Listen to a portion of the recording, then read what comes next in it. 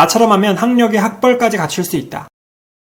최근 들어 대학교에 안 가는 학생들이 늘어나고 있다. 그 이유 중에 충격적인 하나는 유행처럼 번지고 있는 학점은행제 때문이다. 나도 대학교에 진학하지 않은 순수 학점은행제 출신이다. 이 학점은행제란 고졸이면 누구나 시작이 가능하고 학점을 모아서 일정 조건이 달성되면 졸업장을 주는 제도이다. 근데 왜 많은 사람들이 하지? 대학교를 졸업해야 할 수 있는 모든 게 가능하기 때문이다. 여기서 포인트가 있다. 학력과 학벌이 등장한다. 학점은행제로 졸업장을 취득하면 학력으로 인정은 되나 그 졸업장 자체의 학벌은 인정받지 못한다. 고졸이면 누구나 시작이 가능하기 때문에 차별점이 없는 것이다. 방통대 사이버대와 같은 대우를 받고 현실적으로 이 졸업장만으로 취업하기는 어렵다. 이게 참 현실적인 이야기다. 그래서 최종 목표를 먼저 세우는 것이 중요하다. 단순하게 학력 조건이 필요한지 아니면 학벌까지 필요한지 말이다. 나는 최종 목표가 대기업 취업이었다. 근데 수능 성적은 처참했기 때문에 좋은 대학교에 가지 못했고 학점은행제로 졸업장 취득해서 대학교 편입 지원 자격 갖추고 편입 준비를 통해서 학창시절 꿈꿔왔던 대학교에 들어온 것이다. 나처럼 하면 학력에 학벌까지 갖출 수 있다. 회사를 이미 다니는데 승진을 위한 거라면 학점은행제로 학위만 취득해도 상관없다. 내 경험과 수많은 학생들을 진행해본 데이터로는 학점은행제는 그 자체를 목표로 두기보다는 어떤 목표를 이루기 위한 수단으로 활용하는 것이 가장 좋다. 대학교와는 어떤 차이가 있을까? 일반적으로 4년제 대학교를 졸업하려면 4년이 걸린다. 학점은행제는 1년 6개월 만에 졸업이 가능한데 여기에 비밀이 있다. 학은자는 학점을 빠르게 취득할 수 있다. 수업을 듣는 것만 인정해주는 대학교와 다르게 수업 이외에도 추가로 학점을 취득할 수 있기 때문이다. 학은자에서 학점 취득 방법은 크게 4가지로 분류된다. 첫 번째, 수업이다. 대학교처럼 수업을 들어서 학점을 취득할 수 있는데 온라인과 오프라인으로 나눠진다. 실제로 학점은행제 현황을 살펴보면 충격적이다. 여러분들이 많이 들어봤던 대학교 평생교육원, 이것만 해도 전국에 126개가 존재한다. 이 밖에 전문학교를 포함한 오프라인 교육원은 총 180개가 넘어간다. 반대로 온라인 기관은 100개 정도가 있다. 우리나라 대학교 수와 비교해도 적지 않은 숫자이다. 두 번째 학점 취득 방법은 자격증이다. 특이하게 학점은행제는 자격증을 취득하면 학점으로 인정해준다. 운전면허증 이런 거 말고 국가인정 자격증 같은 것들이다. 여러분들이 잘 알고 있는 자격증으로 예를 들면 커말 1급, 학점은행제에서는 무려 14학점이나 인정을 해준다. 수업이 한 과목이 3학점이니 대략 5과목 정도의 학점을 인정해주는 것이다. 세 번째 학점 취득 방법은 독학사이다. 이 독학사는 자격증과 방식이 유사하다. 일정 과목들이 존재하는데 해당 과목을 선택해서 합격했을 때 학점으로 인정해준다. 단계별로 과목별로 과목이 상이하다. 또 마지막으로 학점은행제의 특이한 장점은 본인의 기존의 대학을 다녀서 학점을 취득한 적이 있다. 그러면 그 학점을 활용 가능하다. 재학 상태의 대학교 학점은 인정이 안 되지만 자퇴했거나 졸업했다면 취득했던 모든 학점을 사용 가능하다. 이렇게 다양한 학점 취득 방법을 통해서 일정 조건이 달성되면 재학 기간에 상관없이 졸업장을 받을 수 있다. 그래서 수많은 학생들이 학은제를 하는 것이다. 자, 그럼 이제 본격적으로 학점은행제를 시작해보자. 네이버에 학점은행제를 검색해보면 수많은 교육원들의 광고 문구가 나온다. 광고가 많은 원리는 간단하다. 학습자를 모집하기 위함이다. 학은제도 대학교 마찬가지로 학생들이 있어야 유지가 된다. 이런 교육원들이 수백 개이니 당연히 광고가 많다. 나 역시 학습자를 모집하기 위해서 홍보를 하고 있는 것이다. 그래서 여러분들이 수많은 광고 속에서 구분해야 될 것들이 있다. 각 교육원에 개설된 과목, 진행할 때의 등록금, 어떤 식의 관리가 이루어지는지, 본인만의 교육원 선택 기준이 있어야 된다. 이 광고를 마주하다 보면 어디선가 한 사람이 등장한다. 바로 학점은행제 플래너이다. 플래너는 말 그대로 플랜을 세워주고 수정해주는 사람이다. 쉽게 말해서 등산 가이드 같은 느낌이다. 여기서 두 가지 부류로 나눠진다. 가이드와 같이 산을 올라가는 사람과 혼자 올라가는 사람, 즉 플래너 없이 혼자 하는 경우도 있다. 장단점이 존재하는데 제도가 어렵지 않지만 생소하기 때문에 플래너 없이 진행하면 하나씩 알아보면서 가야 된다. 사소한 실수로 학위가 안 나오는 경우도 꽤 많다. 인터넷은 잘못된 정보도 많고 다들 말이 달라서 올바른 정보를 찾기가 생각보다는 어려운 편이다. 그래서 플래너와 진행하는 비율이 높은 것이다. 플래너와 같이 할지 말지 고민이라면 이 두 가지만 확인하면 된다. 첫 번째, 학점은행제는 중도 포기자가 꽤 많다. 그 이유는 여러분 주변에서 학은제 하는 사람을 보기가 어렵다. 그래서 학은제를 한다고 주변에 알렸을 때 보통은 부정적인 반응이 온다. 그거 사기 아니야. 그게 되겠어? 이렇기 때문에 주변에 물어볼 사람이 없게 되고 정보를 인터넷으로만 찾아야 되는데 이때 방대하고 잘못된 정보들을 습득하게 되면서 의지가 꺾인다. 결국 중도 포기를 하게 된다. 본인의 의지가 매우 강하지 않고 공부 습관이 잡혀있지 않거나 정보를 찾는데 시간이 충분하지 않다면 마음 편하게 플래너와 같이 해서 중도에 포기하지 않는 것이 핵심이다. 자, 그래서 학점은행제 플래너와 같이 하기로 했다면 체크해야 될 게 있다. 학점은행제 플래너의 전문성이다. 플래너를 알아보고 진행을 했는데 중도에 연락이 안 되거나 잠수를 타는 경우가 흔하다. 이러한 불필요한 스트레스가 발생하게 되고 공부에 집중을 방해한다. 또한 플래너가 세워진 계획이 잘못된 경우이다. 플랜대로 진행을 해서 계획대로 완성했는데 졸업장이 안 나오는 경우다. 그래서 여러분들이 플래너와 같이 하기로 결정했다면 많은 경험이 있고 책임감 있는 전문가와 진행하는 것을 추천한다. 실질적으로 고졸이 시작하면 기간은 어느 정도가 걸릴까? 학은제는 대학교처럼 두 가지로 나눠진다. 전문대 졸업장과 4년제 졸업장이다. 학과가 다양하고 편차가 있지만 가장 많이 진행하는 경영학과 기준에서 전문대 졸업장인 전문학사는 80학점, 보통 2학기 과정으로 졸업이 가능하다. 기간은 8개월에서 1년 정도를 잡고 진행한다. 반대로 4년제 졸업장인 학사는 140학점이 필요하다. 대략 1년 6개월 정도가 소요된다. 자격증이나 독학사를 많이 취득할수록 기간이 짧아지는 개념이다. 그래서 결과적으로 학점은행제 시작할 때 4가지만 정하면 된다. 최종 목표, 희망 학과, 목표 학위, 취득 시기를 세팅하자. 첫 번째는 최종 목표이다. 학점은행제를 통해서 단순 학위 취득을 하는지, 대학교 편입, 대학원, 각종 자격증 취득을 하는지에 따라서 플랜이 달라진다. 이걸 가장 먼저 정해둬야지 계획이 바로 선다. 두 번째는 희망 학과다. 희망 학과에 따라서 온라인, 오프라인 과정 여부가 달라진다. 온라인으로 가능한 학과는 대표적으로 경영, 사회복지, 심리, 아동, IT 학과들이다. 나머지 학과는 오프라인 과정일 확률이 높다. 오프라인 과정은 일반적인 대학교와 비슷한 시스템이다. 근데 아쉽게도 등록금도 비슷하다. 참고로 온라인 교육원의 등록금은 오프라인 기간의 5분의 1 수준이다. 상대적으로 많이 저렴하다. 세 번째는 목표 학위다. 전문 학사와 학사로 나눠지는데 최종 목표가 무엇인지에 따라 결정하면 된다. 예를 들어 학사 편입이나 대학원 진학을 하려면 4년제 졸업장이 필요하다. 그럼 학사를 목표로 진행해야 된다. 마지막으로 취득 시기다. 언제 졸업장을 취득할지 정해야 된다. 학점은행제 졸업 시기는 2월 8월로 대학교와 유사하다. 특히 온라인 교육원의 경우에는 보는 것처럼 개강반이 매달 열리는 구조라서 시작이 자유롭다. 내가 원하는 개강반에 필요한 과목을 수강 신청하고 개강날이 되면 수업을 들어 나가는 형식이다. 생방송이 아니라 녹화방송이다 보니 시간 관리에 용이하다. 이렇게 4가지를 정했다면 이제 시작하면 된다. 학점은행제는 목표에 맞게 진행하면 빠르고 간편한 제도이다. 학점은행제를 편입을 해본 입장에서 강력 추천한다.